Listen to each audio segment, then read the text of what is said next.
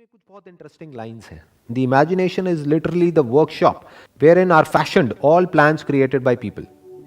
The impulse, the desire is given shape, form and action through the aid of the imaginative faculty of the mind. मतलब यहां पर क्या बात करी जा रही है कि इमेजिनेशन भी बहुत जरूरी है. हम क्या समझते हैं इमेजिनेशन मतलब क्या? सिर्फ उन लोगों के लिए जो किसी क्रिएटिव फील्ड में है. अरे नहीं, सबको है. अगर आपको कुछ भी ढंग का अचीव करना है तो पहले आपको इमेजिन करना होगा, क्योंकि वो अभी आपकी करंट रियलिटी से बिल्कुल अलग है. फॉर एग्जाम्पल, आप क्रिकेटर हो लेकिन आपका फिटनेस लेवल एक लेवल पर है आज की डेट में, बट कोई क्रिकेटर है जिसका कि फिटनेस लेवल एक अलग ही लेवल पे है. मान लो आपका है 100 में से 10, बट कोई और है जिसका है 100 में से 100.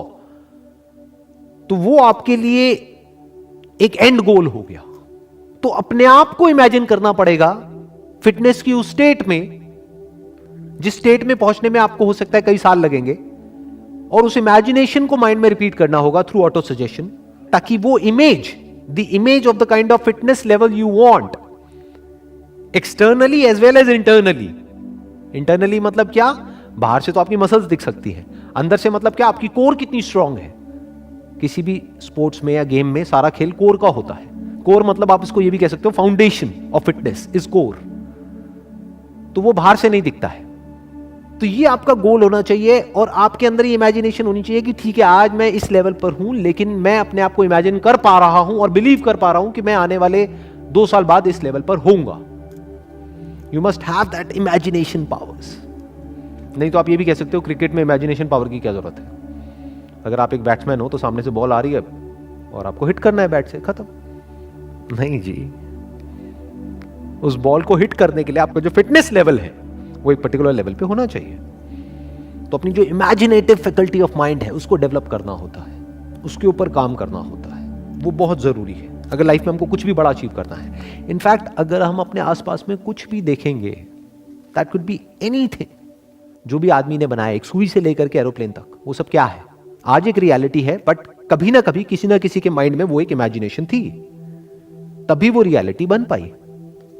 अगर किसी के माइंड में वो इमेजिनेशन ही नहीं होती तो पेपर पे उसकी इमेज कैसे बनती? इमेज नहीं बनती तो एक प्लान कैसे बनता उसको प्रैक्टिकली बनाने का?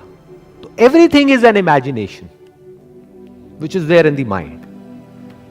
और स्पेशली एंटरप्रेन्योरशिप में, बिजनेस में, इससे बड़ी और कोई क्वालिटी नहीं है.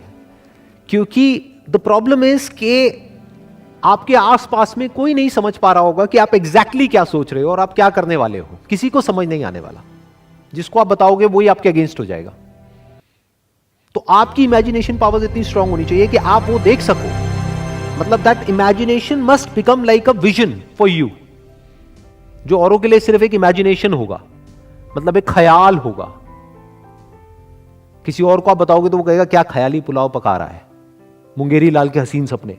बट आपके माइंड में क्या हो जाना चाहिए? वो इमेजिनेशन एक विजन की तरह हो जाना चाहिए कि आपको साफ नजर आ रहा हो, कि आप आंखें बंद करो और आपको साफ नजर आ रहा हो कि आने वाले 5 साल बाद क्या होने वाला है, कि दुनिया किस डायरेक्शन में जाने वाली है. इसको एंटरप्रेन्योरशिप बोलते हैं.